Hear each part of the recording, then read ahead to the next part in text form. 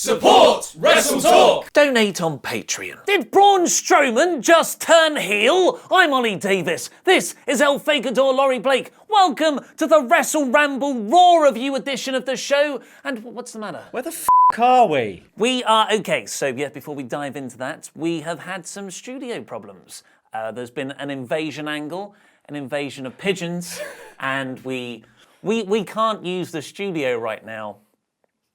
Because long story short, it now has no electricity. And meningitis. Yes, and potentially It doesn't have electricity, but it does have potential diseases. We're not saying it was cultaholic, but it's just that it's confusing how these things have aligned in the same few weeks.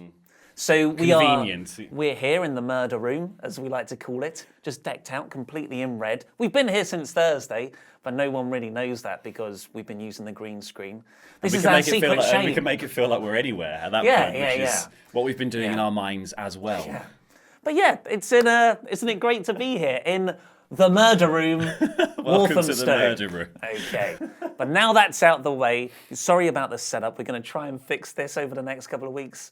This might be a month-long thing, but after that it'll be good. Yeah, and we're going to get a better mic. At the moment, we honestly have an amplifier, and on top of that, we've got a stack of VHS tapes, and then our laptops, and then this microphone Zoom pack. Yeah.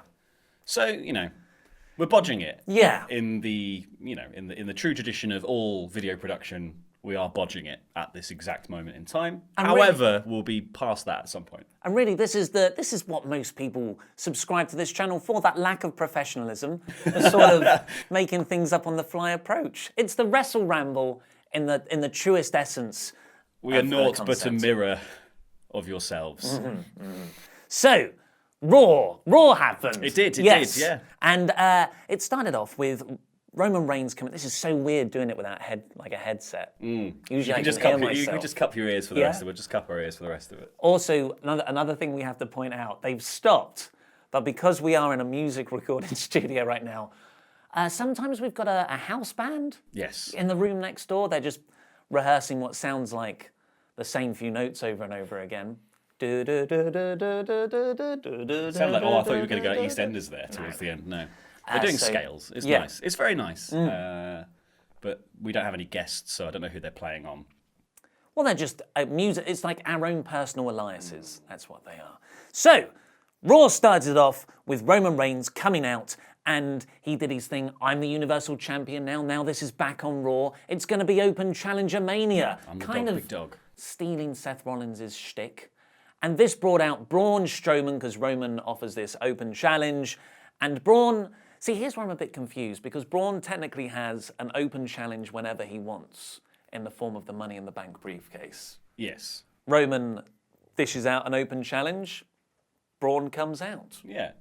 It's silly to be like, well, because Roman says, I'm going to do an open challenge. However, there's someone in the back that needs to come out first, Braun Strowman. I said I would meet you out here at 8 p.m. It's at least 8:05. He's like, yeah, because you've been spending 5 minutes walking.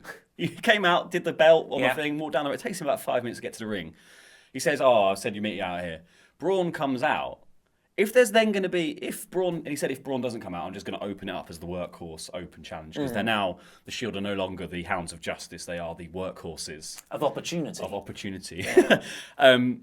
He says, if Braun doesn't come out, then I'm going to do an open challenge anyway. Braun might as well just wait for that to happen and then be the first in the queue, and then it saves you a whole briefcase, because then if you mess it up, you have another go. Yes. You've got three another go. That'd be quite an innovative way of doing it. Just getting a title shot separate to your Money in the Bank briefcase, and then just having the Money in the Bank cash in after you lose the match. That's the backup, yeah. It's a great way to... That is 50-50 booking at its finest. Nearly did a swear there. That's right, we've already done one. Yeah, so Reigns comes... They're both in the ring now, and I thought Roman got a pretty okay reaction for him from a Toronto crowd who are traditionally quite a booey for the babyface's audience. Well, they were playing into it in the commentary as well. For probably the first time in a long time, at least, that they're normally just saying, well, the WWE universe are out in force and covering up the idea that they're booing at all. But they said here, this is one of the most polarizing figures in WWE today. The old John Cena term. Yes, yeah. But they were playing into all that stuff. what else did they say? One of my favourite ones was Coachman just saying, when those three cats are all on one page, there is nothing you can do. Mixing your metaphors. He's the big dog. Yeah. Coachman had a particularly... I mean, maybe it's because we got that brief respite of a week of Renee. Renee is Raw. And now he's been back for 2 weeks. And it's just reminded me how stupid and asinine his commentary is. But so Roman is... I thought Roman did a good promo here, though. I kind of found myself cheering for Roman because this was still the reigns of the main event angle from last week, where he didn't turn heel in my eyes, but he became a tweener with this quite ruthless, we're going to protect our titles faction of the Shield. And the way he was talking here, like, hey, Braun, you can say what you want, but you haven't won a title yet, or you haven't won WWE Gold. Incorrect. What about Nicholas and that short-run tag team title? Well, he got a belt for winning the Royal Rumble, the Greatest Royal Rumble as well. Yeah. So there was a belt for that. It's a green one. We've not seen it since. We don't talk about the Greatest Royal Rumble. You had to leave it in Saudi. That was the rule. Customs. And they just went back and forth for quite a while. He said, "You're just the guy who says get these hands," and it kind of positioned Braun as the babyface here. I thought, you're saying he's the underdog, but then Braun was like, "I'm not going to cash this in tonight," which is a typically heel move in front of a live audience because they're going to be like, "Boo, we wanted to see the title shot." So, but I will have you at Hell in a Cell. That was good. Yeah. But he said when people can't, and the idea was obviously that it's going to be in a cell where the other Shield members cannot intervene. So, because that's what I was confused about. This is going to be in the cage, in the Hell in a Cell cage. Yeah, but he was saying at Hell in a Cell, wasn't he? Rather than in a Hell in a Cell. But then he did say, so Dean and Seth can't interfere. Yes. So that hints that it would be a cage match. Yeah. But maybe Dean and Seth are in the cell, and their match goes on outside. Outside. A reverse cage match. This is the future. Their Russo is booking somewhere very happily. But this brought out Dolph Ziggler and Drew McIntyre because their whole shtick, and I like their motivation here. They want to change the landscape of Raw. They feel like WWE has gotten stale, and which is something I think we can all get behind. They're a babyface team. And he said, look, you two are the biggest guys in the company right now, Braun and Roman. So we'll take you on in a tag match. And it was the old two people who are fighting will team together to take on another threat. So I thought, And then Baron Corbin came out, made the match official. I thought this was an okay opening. It was a good opening. I thought there was a lot of people talking at cross purposes for a lot of it. I think first exemplified by the first bit where Roman's talking about the Shield, and he says, "The Shield is a brotherhood of workhorses. Nobody tells us what to do, including me." Yeah. I've just written here, what? What? Yeah, that self-talk that he's got going on. Nobody tells us what to do, including me. It sounds like a badass line until you think about it. Yeah, it does sound like, nobody tells us what to do. That's fine. Because you don't need to say including you, because nobody tells you what to do. Yeah. You're included in nobody, I guess. Yeah. But then also saying including me, you don't tell yourself what to do. I get the idea you don't tell Seth and Dean what to do. Fine. But Seth's character was that he told them what to do. He was the architect with the plan. I don't know. It's we do like the Shield being back. I like the Shield being back. This is good. It was weird later on. We'll get to that. Let's get on to that now to continue the Braun Strowman possibly turning heel thing. So you had that kind of heelish move in the opening segment here with Braun saying, well, you're not going to get the title shot tonight. It's quite a Miz thing to do. Then in the middle you had Braun Strowman, a little backstage segment, physically handing over his briefcase to Baron Corbin. Yep. And here is me cashing it in advance for the Hell in a Cell match, which Baron had already made official. And when that happened, I thought, ooh, that's interesting. That's a swerve, surely. Yeah, so there's going to be a moment here. So it looks like Braun's given up the case, but actually, he'll. I feel like this could be where Kevin Owens gets hold of the case, maybe, if we go back on what he said on the show. Baron and KO are mates. Yeah, if there's something going on here, maybe that could be how it happens. However, so that happens. He's still trying to get the SummerSlam result overturned. I just wish it was. I just wish it was different and we didn't have to dance.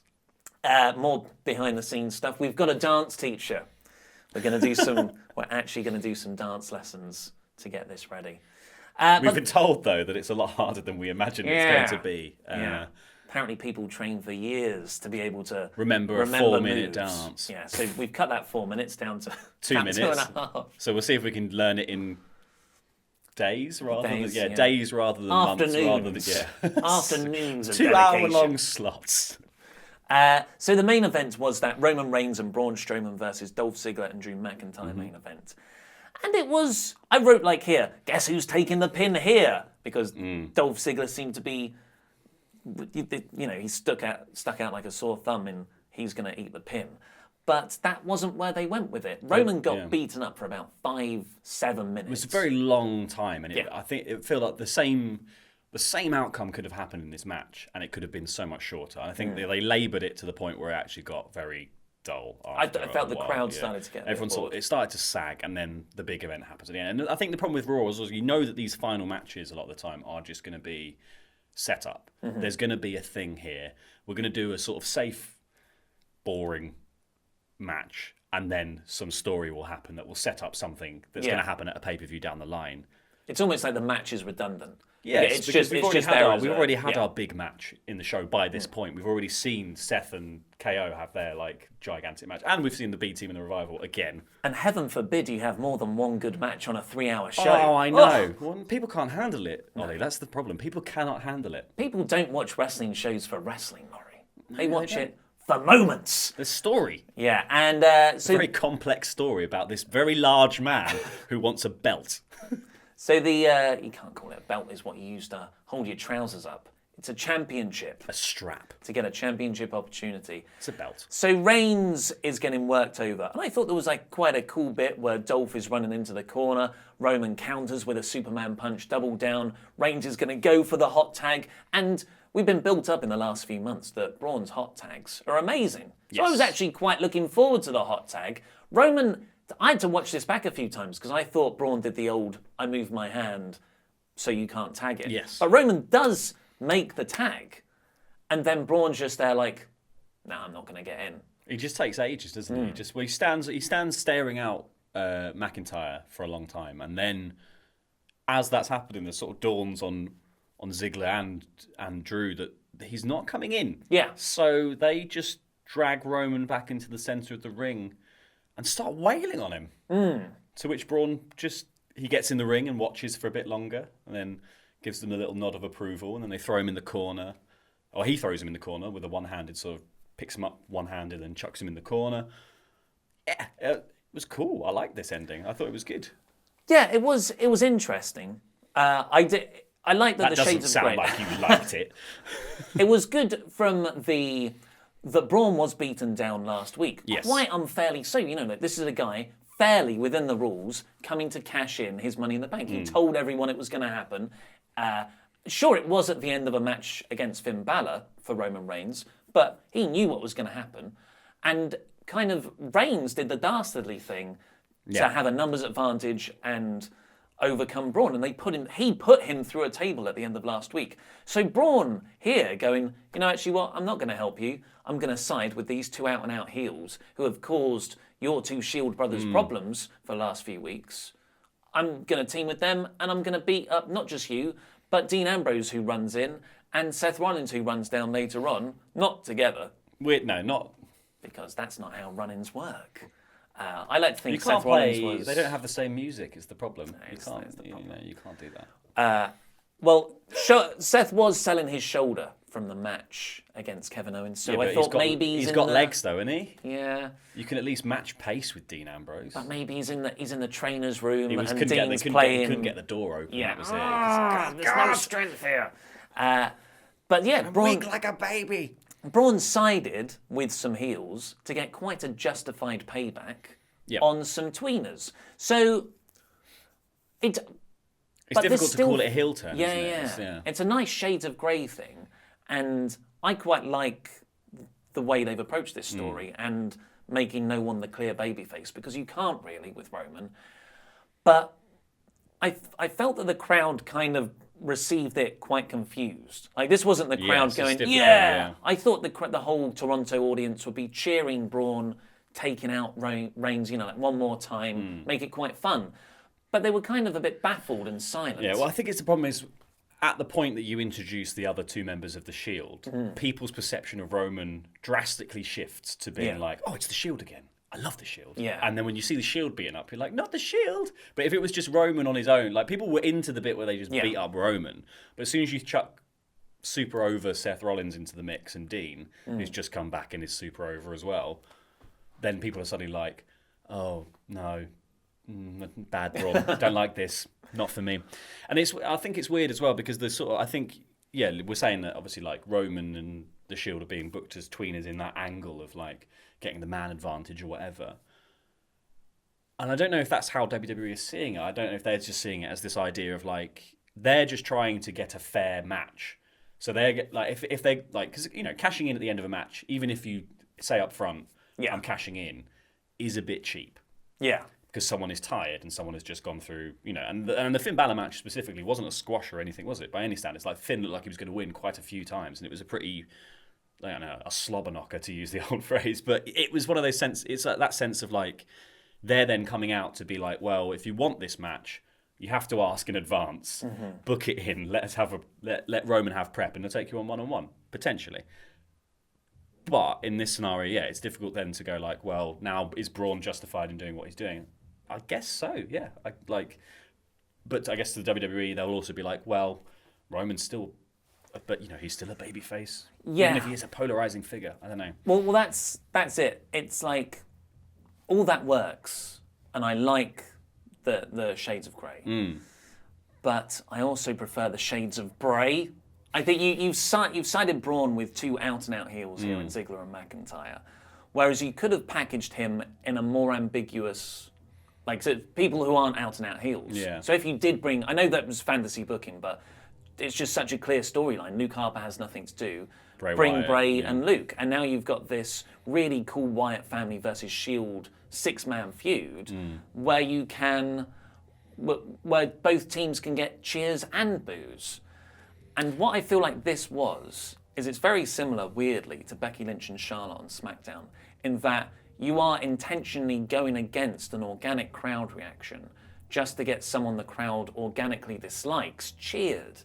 And it's impressive that they've managed to not make Roman booed more, but that's a stupid position to back yourself into in the first place. Yeah. And because does they stand damage to lose the so much, babyfaces. don't they? Yeah. Well, the problem is they stand to lose so much now because not only is this, we've talked before how much stuff has been sucked up into the Roman Reigns vortex, like the whole Kevin Owens at SummerSlam thing. Everything that's happened to Kevin Owens to the point where he broke this week on the show, which could be a really interesting story angle.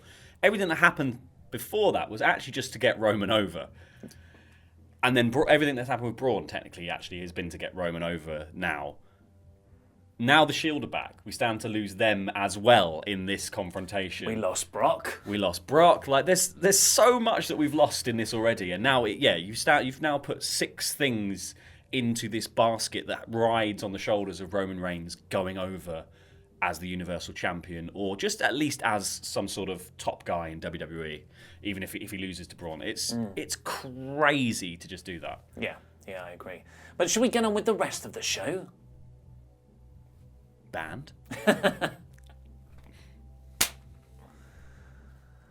I don't know if you can hear it, but our house band have joined us. They are in the next room rehearsing something. I've been trying to think of wrestling-based band puns, but there are also house bands on shows. So far I've got the Roots and Bradshaw.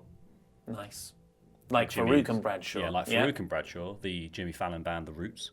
But that's about as far. That's as it. Oh, I thought you were going to go on a pun run. No, that's about as far as I've got. Really, I've been thinking a lot also about potentially how bad the sound. I'm quite worried about how bad the sound is going to be. This should hopefully just be a one-day thing. A one-time deal. So after the opening segment with Roman Reigns and Braun Strowman and Drew McIntyre and Dolph Ziggler, Baron Corbin comes out and effectively makes all those matches official. He says, yes, it's going to be a main event of this tag team situation, and it's going to be the Hell in a Cell match for the Universal title. And then he goes, ooh, and I'm going to face Finn Balor right now. I've known about this for a week. Balor just found out about it. Get on down here, Put man. Put your little jacket on and get down here. Yeah. So I thought, like, I'm in a confused state here because I am loving Baron Corbin. I think he's so good in this constable role. I think what he did here was really funny and a great way to get him over as this really annoying, conniving heel. But it was all at the expense of Balor. You know, after SummerSlam, and we were like, oh, the Demon King is back. And he had a Universal title match against Reigns. And now... However, I guess this can be... You know, I guess the problem is we thought before SummerSlam that this was the interim feud before he did something big. It looks like it's going to be the interim feud again, but more in a sort of admin-based way, with Corbin actually now just using his power to put Finn down, which is a good way to build someone up, like that people really like. If you keep putting them down, then when they finally get that big win, hopefully. However... Yeah, it does seem like the SummerSlam win was that win. Yeah. So I think maybe they're just doing it in reverse now. So they're going to give him the big win, put him down, and hope somehow that he gets back up without really doing anything. I don't know. Well, later on in the show, it looked to me like Corbin's going to enter a feud with Bobby Lashley. So I can't believe I'm saying this. I hope Balor has another match against Corbin, just so Balor can end this feud on top. Yes. And maybe Lashley causes the interference. Yeah. I thought when they restarted the match, like Finn might just win again, which would be a nice way to end it. And be like, this is the line drawn under this now. Like you can't, but maybe they'll do that. Would have been much maybe better. they'll do that down the line with the same. They like to do the callback, so they might just do that callback of Corbin restarts the match again after getting a DQ or something. Says, this is a no disqualification match, and then Finn goes wild and beats him or whatever. Yeah, with loads of weapons and stuff they're now legal. Yeah, exactly. Yeah, so that was the story of this match here. They wrestle for about 5 minutes. I personally enjoy Corbin as a wrestler. I like him. I know a lot of people do. He was getting "You Can't Wrestle" chants here. Yeah. And he definitely can. I think he's really good. Yeah. I don't like... End of Days looks awesome. Deep Six is wicked. End of Days is such... End of Days is I think the best finisher in WWE. I like the curb stomp. I don't know. No, the curb stomp takes you out. The End of Days are just there's so many good counters to it as well that people do. I just think it's great. It looks awesome as well. And the fact that he never very rarely wins with a deep six. When he hits it, I'm like, near fall. Yeah, it's good. And when he slides out the ring, that's a nice one. So he did that in this one, didn't he? And he hit him with a brutal clothesline off the slide out the ring, and then started doing the too sweet. Yeah, that was he's very good. Yeah, but this was all built, and I thought Balor looked good here as well. And it wasn't until Corbin used a chair. Corbin loses via DQ, but then he gets on the mic. He's the authority figure now, of course, and he says, "Yep. Oh, did I not mention this is a no DQ match? Restart it. Ring the please." bell again. Yeah. So they do it, and he wins. Interesting, they were putting over a thing about Corbin that I've not heard them do before, and obviously correct me if I'm wrong, but they were talking about his Golden Gloves experience and how he's got a mean right hand for the whole commentary thing. So they seem to be putting over the sort of boxing side of Corbin now. I just think that's quite interesting. They've never done that before. They've always been he's kind of a power player, and he used to do American football. Yeah, and so they also used to do the tackles and all that kind of stuff. But yeah, they've never put over the boxing side, and now they're saying about his right hand. And there's a couple of times in this match where he socks one right in Balor's face, and he goes down like a sack of bricks. Well, maybe that will change his. It's an interesting. Yeah, it just seems like they seem to be going for that sort of a slightly different packaging of.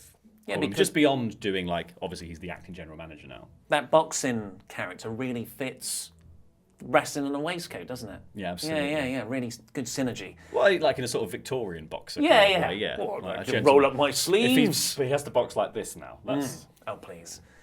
So then we got the first of 2 little promo packages. They're really pushing this Undertaker Triple H thing in at Super Showdown in Australia in October. So they've possibly done more to promote that and Evolution than the next pay-per-view Hell in a Cell in mid-September.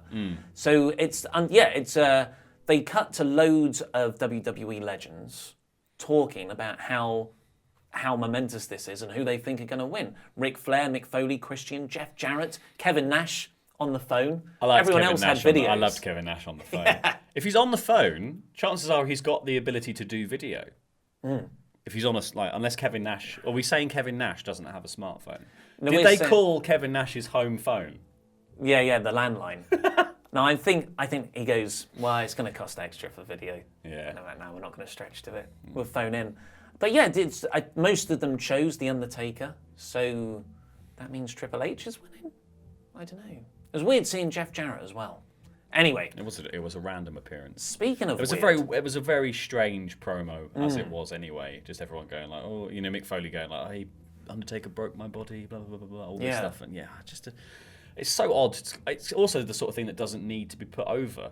I feel like it's fairly self-explanatory to go, oh, it's Triple H versus The Undertaker.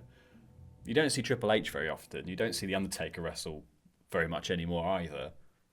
That's cool. We don't need to also now dig up Ric Flair and Mick Foley and all these other people. Like, let's just have all these other people come and talk about it. It's so weird to waste so much of the show, like so much show on these bits. Yeah. I agree, especially when it's quite far away. I think they're doing a tremendous job of building that match up, but I wish they would do it for like someone who's there full time and actually build up a proper match. But like considering how if little people build are doing there this was, to Joe and AJ, that feels like a proper blood feud at the moment, and you could use this gimmick for them. Like Christian could go, I wrestled with both men in TNA. Blur it out. Yeah. And this is, I've never seen them go this, that hate each other and bring up families and stuff. But next up we got some dissension in Titus Worldwide, which was following on from last week. Dana Brooke and Apollo Crews are chit-chatting backstage. Titus runs in, didn't slide over, and says, hey Dana, you want to get a match at Evolution? I've got you a prep match to get you back on the wagon against Sasha Banks. And Apollo's like, this is not a tune-up match. I thought this was just some random jobber. Yeah. That you're going to, Dana, you're not good enough, is what he's saying. It's basically sad times. Yeah.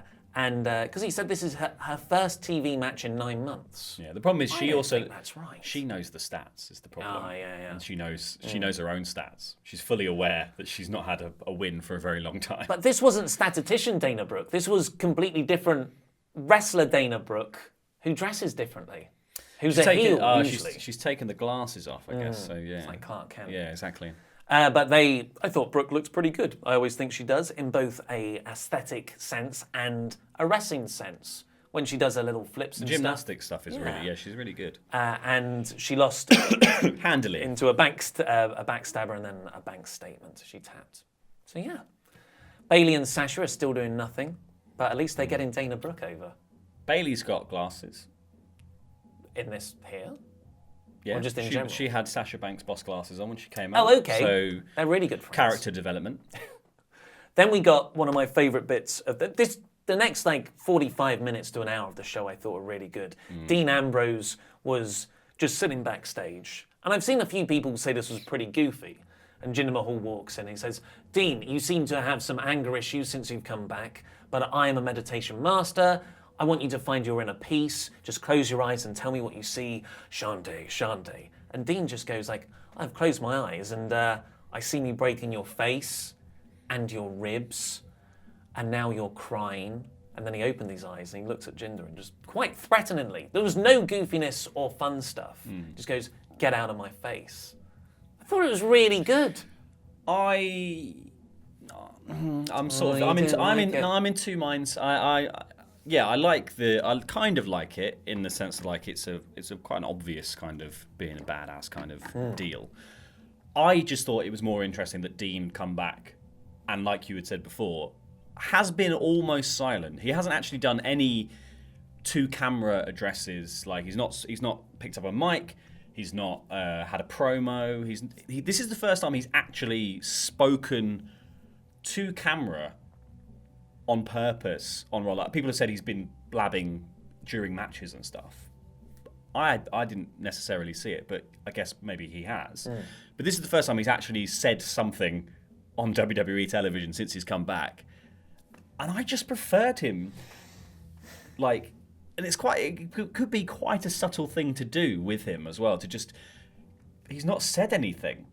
He's come back and he's not said anything to anyone. And then when he does eventually, or hopefully turns heel, you're just like, yeah, of course, he's just completely snapped. Because he's been looking deranged rather than the wacky lunatic. He's now the actual, if Drew McIntyre wasn't the psychopath. I think Dean Ambrose would be called the psychopath in this scenario. But yeah, I just think it would be more fun to keep him silent. And I think you could have done a similar promo. You could have done Jinder going, close your eyes, and then cutting with the camera close to Jinder. And then he goes, and then breathe in and open. And he opens and Dean is right in his face. Yeah. And then that's when Jinder has to walk away. Because he knows something's happening. And I think you can tell so much of this without words. And I think it was all cool, but it was all sort of also like, I don't know. Scrapped a lot of potential. Yeah, it was just a bit too it was laboured, and you could have done it without words, and he would have looked more menacing, I think. Similarly, when in the match later on, it could have looked more menacing. You've changed my mind, actually, like hearing that, because that's a much better way of doing the same thing, and you still don't have to make Ambrose talk. As soon as Ambrose opened his mouth here, I was like, no, I was kind of hoping they were going to keep you silent for quite a while, and then when you did speak, it would be a bigger deal. But I think, looking back on it, that was probably a mistake. They probably didn't even think, let's keep him silent, because it just happened that way, it seems. So, but when he started speaking, I really liked his delivery. I liked that there wasn't a single joke. It was just really threatening, I'm going to hurt you stuff, which is what I appreciate in a combat sports athlete. But yeah, your way's better. But the problem is that, obviously, you want to transition him back to talking at some point, because he is an amazing promo. He is probably the best promo on Raw, apart from Owens, maybe. Yeah. He's definitely when he goes into that mode. Yeah, he is really one of the top guys at promos. We saw Raw. I saw Raw like a year ago, I think, in London, and that was the one where he was standing in, booking the matches, and coming out and doing all of that. He was basically emceeing the show, and he came out before every match. He's amazing. He's so good on the mic. He doesn't have to have a match at all. But yeah, I guess I liked the slightly off-kilterness of him not talking and all the staring into distance and being and I think he's still selling that sort of angle in his matches and coming out and he's not celebrating, he's not playing to the crowd when he comes out. He's he's technically a face, but just this weird, completely unhinged character. Keeping him silent, I think, just plays into that, because I think when you hear him talk, you feel sympathy for him, because he's so good. You're instantly like, oh, he's great, and I want you to be like, no, he's scary. Yeah, you've won me round. I would have preferred Ambrose. As much as I did enjoy this, you've scrapped quite an exciting storyline that you could have told over a few months. But maybe they're going to do it with Kevin Owens instead, because he came back. He came back after just a week of being away. So he missed last week's Raw. But of course, he faced Braun Strowman, where he was squashed the previous night at SummerSlam. And he comes back here to answer Seth Rollins' IC Open challenge. And I felt like it's a massive pop. Yeah. Obviously, the hometown advantage. At least. Well, home country. The home country. I think in terms of WWE, if you're in Canada and you are Canadian, it's a hometown advantage. But he comes out, and I thought, God, I feel like this Owens hasn't been around for months. Because the Owens we've had, and I look back, I was like, what has he done? Because I've kind of forgotten about everything since he's been drafted to Raw. He had that weird Bobby Lashley feud thing, and then everything since Money in the Bank has been him and Braun Strowman, him trying to run away, him doing all this comedy stuff, getting squashed, looking rubbish, never really getting the upper hand, although he won at Extreme Rules. It was really him just getting chucked off the cage. So when he came out here with that huge reaction from Toronto, and he just looked badass in the IC title picture against Rollins, someone who isn't Lashley or Strowman, I really felt like, Kevin Owens is back for the first time in months. Yeah. It felt like a big return. It's like he was the cowardly lion for a while. He found his courage. And it was a good promo when he came out as well. Like when he comes out and he says to Seth, I'm glad you're happy, Seth. You've got your mates, you've got your title, you've got your CrossFit. What have I got? What have I had since I came to Raw? The whole time I was on SmackDown, I was dreaming of coming back to Raw. And since I've been here, what's happened? I've been chucked off a cage, been chucked off a stage. Sami Zayn's gone. Sami Zayn's gone. He says, oh, if I had my buddy by my side at SummerSlam, I would have won the Money in the Bank contract. I would have cashed it in, and I would be the Universal Champion. It was such a good promo. Yeah. And then they did the classic, trying to turn the crowd against him, just at the end, little dig. Yeah, so he started speaking in French, Well, no, he said I couldn't imagine. He said I couldn't imagine. He said, I'm not leaving this building tonight without a title, and I couldn't imagine a better place for me to win the Intercontinental title than Toronto. Oh no, actually I can. It's Montreal. Yeah. And then start speaking in French, which was really good. But yet then they had a pay-per-view caliber match. So good. Unbelievable. Rollins and Owens. You think like these are two guys whose gimmick is about saving Raw. Their gimmick, like Owens' gimmick throughout late 2016, early 2017, and Rollins' gimmick this year has been Monday Night Rollins, I steal the show with wrestling, and Kevin Owens, the Kevin Owens show, I steal the show with Chris Jericho segments. And here they are, both going against each other in this match that went through 2 commercial breaks, probably went about 20 minutes overall. Yeah. And this really reminded me of KO's match against John Cena. When his debut match, and he had he was busting out all these moves, the moonsault, that sort of twirling suplex thing he does off the top rope. I loved it. There was so many, the crossface, the stunner, the moonsault again near the end.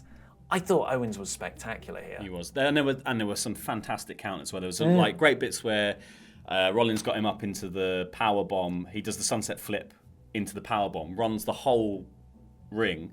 Buckle bombs him, which is already impressive, but Owens bounces off and lands a super kick. Yes. And everyone, it got all the This Is Awesome chants for a very good reason. It was so fun. That spot is like a classic indie spot, and it's weird because WWE mentality, apparently the agents backstage, are like, the indie guys don't know how to work, they just do these moves for moves' sake, but then you're like, but it gets a reaction. Yeah. And that spot is that's an indie spot. It's weird seeing WWE put that kind of thing in.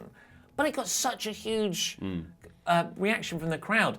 It was a terrific match. Owens misses the moonsault at the end, which, he's on the top rope. No, he's on the second rope. He hops up to the top and turns and then jumps in one fluid motion. It looks spectacular, but he missed it. As he's getting up, Rollins hits the curb stomp for the win. Yeah. I wrote just before that happened, just after the buckle bomb super kick. I wrote, "Thank God this is happening." It looked bleak for Owens, and then the end happened, and then you're like, so the end happens. He gets curb stomped. I bought into him winning. I bought him to winning. I was like, I would love to see Intercontinental title, because also Seth's got other things to do now with the Shield, and he's going to be in this picture. Again, we don't need to absorb another title into the Roman Reigns vortex. But yeah, so then Owens doesn't leave the ring. Well, Seth nods in respect after that. Yes, yeah. When he's looking down at Owens and then Seth walks off. But yeah, they even cut to the Braun Strowman thing of Braun handing over the briefcase to Corbin. Then there's a commercial break. Come back. Owens is still in the ring. But now he's sitting down on a steel chair with a mic. Looks like he's been crying.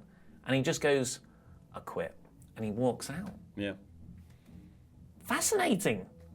As long as it's not fascinating, as long as it's not true. As long as this is kayfabe, then it's brilliant. So you've got a theory that he's just quit. I just hope it. Well, I just feel like obviously I'm very hopeful it's not true, and I don't think this is true at all. This is just a random thought that popped into my head earlier. I just think if you were going to quit and you are Kevin Owens, who is the master of staying in character, this is the way he would do it. They could have said to him, "You've got, at the end of the match, stay in the ring, get a mic, say your piece, and then you can leave." If he's asked for his release or whatever. And I just imagine he would just wait 5 minutes and then just say, "I quit," and walk out. It just seems very Kevin Owens. Straight into All In on Saturday. Yeah, absolutely. It's not happening. I think he's sticking around. So. I'm very excited to see where they go with this. Yeah. And like we said, it could be the potential that and considering that the handing over the briefcase thing, I think happened here. This could be the way he gets his hand on the contract. Well, if you want me to stay, give me the money. Well, because the thing is, they've already confirmed the match for Hell in a Cell without the cash in. I guess, that could just be the match they've put together, and they just say, "Well, you already had the match. You didn't need to cash in the contract to have the match. Roman agreed to have the match with you, so we booked the match." And then Kevin Owens could just Yeah, come the out with briefcase Kevin wasn't Owens could involved. just come out with a briefcase and go, well, you didn't cash it in. Yeah. Like, I've got this now. I was also in that Money in the Bank match. Yeah. Just say I was runner-up. Yeah, fine. It's that does devalue the briefcase somewhat.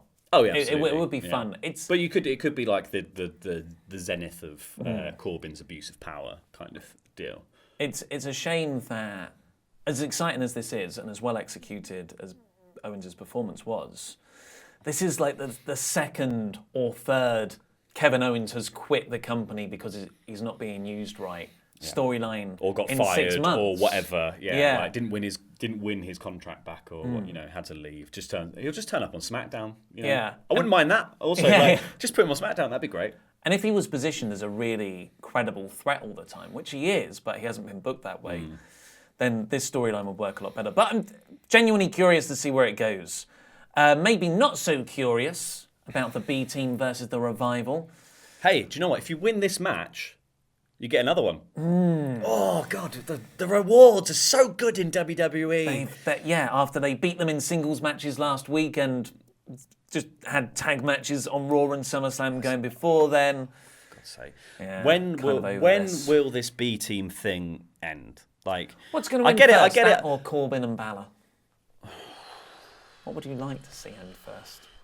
I don't mind Corbyn and Balor too much. Like, I mean, it's annoying to have the same matches, but I think there's more storyline to have there. I don't think the B Team storyline should not have made it this far. I think it was a moment to happen that they accidentally win a bunch of matches and then accidentally win the tag team championship. So then either at that point transition them to be an actual credible threat and an actual good team, or give the belts to someone else because the joke has run its course. Yeah. It had done at the point where they won the titles off the Deleted of Worlds and ruined that. And so why are we now ruining the Revival as this credible tag team? Because, you know, like for all the bits where the Revival come out and they invoke the names of all of these tag team greats, the Road Warriors or whatever, like, you're still losing you're still like losing the important matches. You might be winning week on week individually, winning a tag match to win a title shot. You don't win the title shot though, so you can say whatever you want. You're still getting beaten by whatever the cheapest thing is. It doesn't, you know, like even if they fluke a win, it's still a fluke, and you lost to a fluke. Like it's that kind of like you shouldn't be a reversal of your roll up shouldn't catch you if you're that good. Yeah. It just shouldn't. Yeah. So I hope this dies a death. Ends quickly. I like there was a moment, maybe I wasn't paying attention. I thought this was for the titles. Me too, yeah. Because they won the 2 singles matches last week. So when they won, I was like, oh, yes, finally.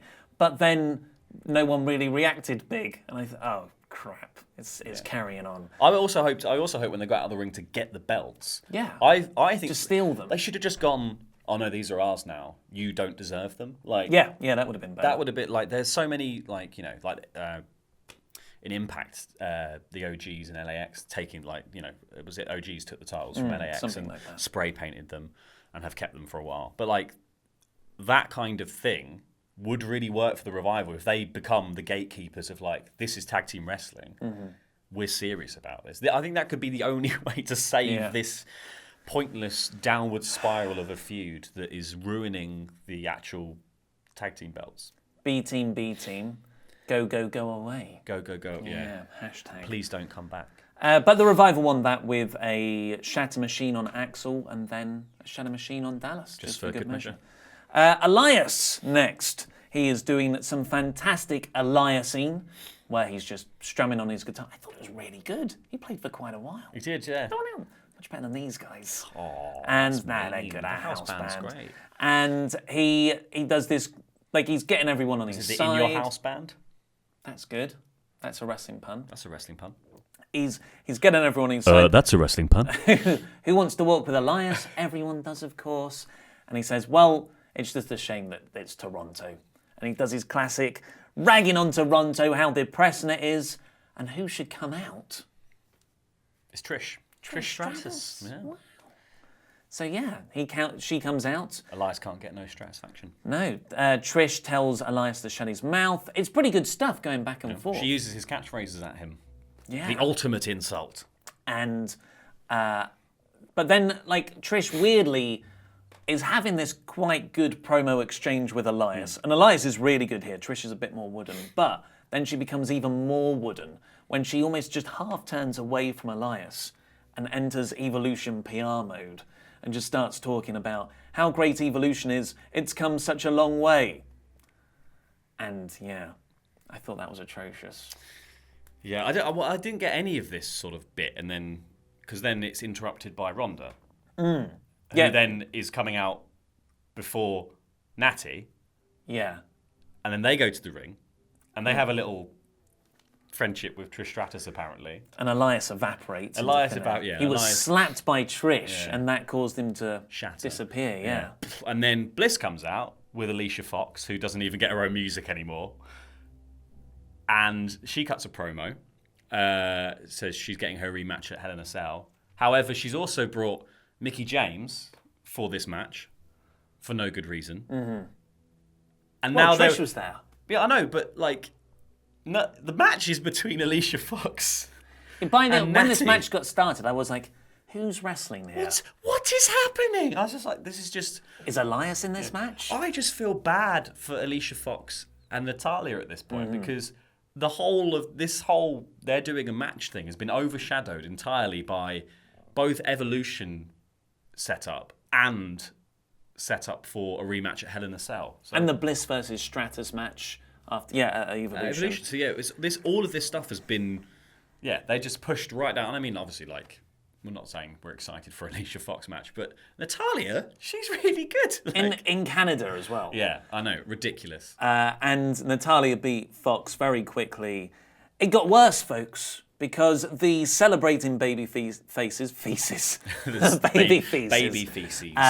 which was Trish, Rousey, and Natalya. They're walking backstage, all jovial. Who should they run into but the people who are still there? It's 10 days home. Now. The Bella twins. They keep stowing away in the luggage. And Nikki and Brie are like, hey, gals, we've got some exciting news. We talked to Baron. He said we can have a match next week. Way! Woo-hoo. And then they all posed for a selfie. It was atrocious. It was horrible. But the weirdest thing... Is it the Riot Squad they're against next week? Oh, I don't know. I think it's the Riot Squad, I think. So Brie also has a match with Daniel Bryan, like tagging with Daniel Bryan against Miz and Maurice on SmackDown. So, is this the first proper... I know, like, Jack Swagger was traded between SmackDown and Raw in 2016. There have been a few other crossovers. But I think this is, like, the first proper time we've had a floating team or floating talent in the brand split. And it's the Bella twins. John Cena was a free agent for a bit, so maybe it's only people related to that lineage. Only people who have once slept with John Cena. If there is a once removed from someone who slept with John Cena, you're allowed to float. Well, why isn't Daniel Bryan... Not that Daniel Bryan slept with John Cena. No, but he slept with someone who is one removed. It's the 6 degrees of Kevin Bacon, but with John Cena and his bacon. So I used to hate the old brand split because it just became so useless at the end, and it didn't exist really. People were appearing on both brands for no reason. And it never used to be that way. It just started, it didn't end as T.S. Eliot said, it didn't end with a bang, it ended with a whimper. And this was like, this to me, was the first whimper of Vince getting bored with a brand split. And it's just going to keep on crossing over. Anyway, let's move on. Well, but if Vince is bored with a brand split, it's because he continually books the exact same matches week on week on week on week on week. So, play with the toys you got in different combinations. Stop ruining NXT. It's like owning Lego and just building the same thing out of Lego every time. And then complaining that you're bored. God, this Lego is rubbish. It just makes a car. No, you just make a car. There are so many possibilities. Stop making a car. Undertaker and Triple H got Stone Cold Big Show DDP next. They were saying, hey, this is going to be a good match. And Shawn Michaels is going to be on next week's show, which is exciting. HBK. Especially because he has so much history with Triple H and Undertaker. And there is that report that Taker's going to be there too. And Post Malone. No. And Post Malone. Then we got Bobby Lashley and Baron Corbin backstage. Lashley came in and was like, "Hey, what's hanging, Baron?" And Baron was like, "Oh, I totally didn't forget about you. I can't remember their names, but you've got a match next." Setting up the idea that is it jobbers? It's jobbers. Who are the jobbers? Jobbers, the Ascension. Yeah, not local competitors, the Ascension. But contracted talent, the Ascension. Yeah. And Lashley beat them quite handily. There was there was one cool moment, I thought. I've written down a singular cool moment, which was Lashley does a gorilla press and then they do a chop block to knock it down and it lands in a splash, which I thought cool. And then the rest of it I was like, meh. This was, I didn't mind it. It wasn't anything special. And to me, this looks like Corbin versus Lashley is going to be the ultimate match. Move aside, Balor. And finally was the main event, but we've already spoken about that, the tag match. We got Dean Ambrose taking on Jinder Mahal after that hot setup with the meditation. I thought Ambrose was cool. He's still got that vicious wrestling style. There was a tremendous bit outside when he threw Jinder back in the ring and just pushed over Sunil really venomously. I thought that was great.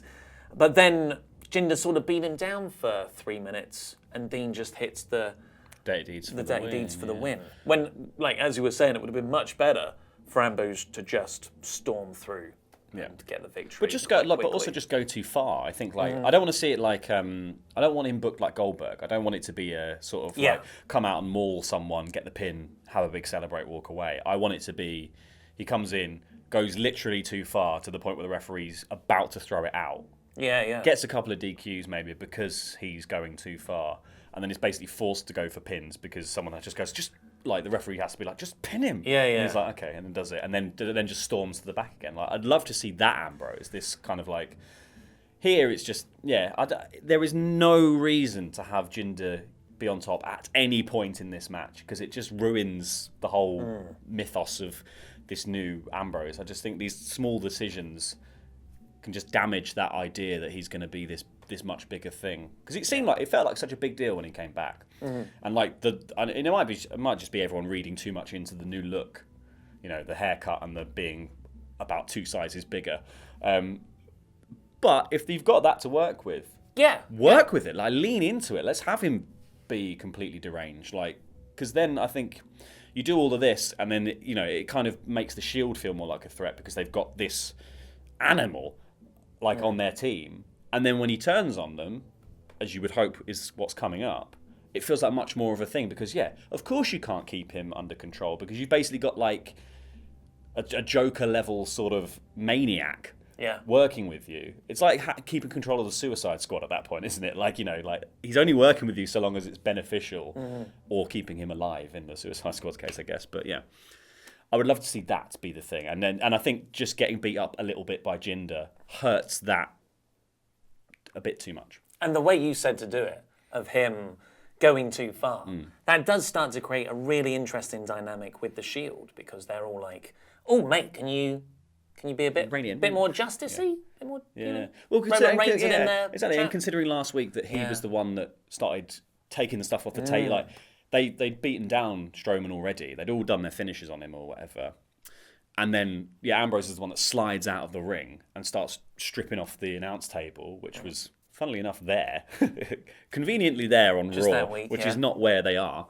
And then is like, let's do this then. And I think that's the beginning of him always going a little bit too far in that, they're like, this is how far justice goes, and you're always pushing it beyond, so we need to bring you back in. And that's when he goes, no.